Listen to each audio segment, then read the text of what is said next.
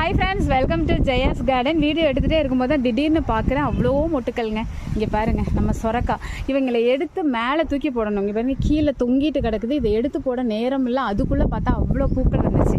ஆனால் இதிலெல்லாம் அவ்வளோ பூக்கள் பிஞ்சுகள் ஆகுமா அப்படின்னா கண்டிப்பாக வந்து என்ன சொல்கிறது, கொடி காய்கறிகளில் வந்த அத்தனையுமே பிஞ்சுகள் மாறாது. அதுவும் வந்து மாடி தோட்டத்தில் அந்த அளவுக்கு வாய்ப்பு கிடையாது. ஏன்னா சத்து வந்து அது வந்து ஹெவி ஃபீடருங்க. தரையில் இருந்தால் தான், நான் தரையில் ஒரு தடவை புடலங்காய் வச்சுட்டு அதோட தான் புடலங்காவே நாங்கள் சாப்பிட்றதே விட்டுட்டோங்க. ஒரே ஒரு செடி வச்சேன், கிட்டத்தட்ட ஒரு 289 காய் அந்த செடியில் வந்து எனக்கு கிடச்சிச்சு. அதுக்கப்புறம் அதை எப்படி சாப்பிட்றேன்னு தெரியுமா, பக்கத்துலலாம் கொடுத்து எல்லோரும் வேணான்னு சொல்கிற அளவுக்கு காய்ச்சி வீட்டு வாசலில் ஒரு 2 கம்பை போட்டு அதில் போட்டுருந்தேன்.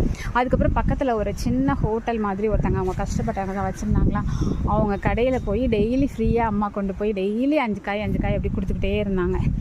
அவங்க வந்து அதை போட்டு சாம்பார் வச்சு இது பண்ணாங்கன்னு பார்த்துக்கோங்களேன்.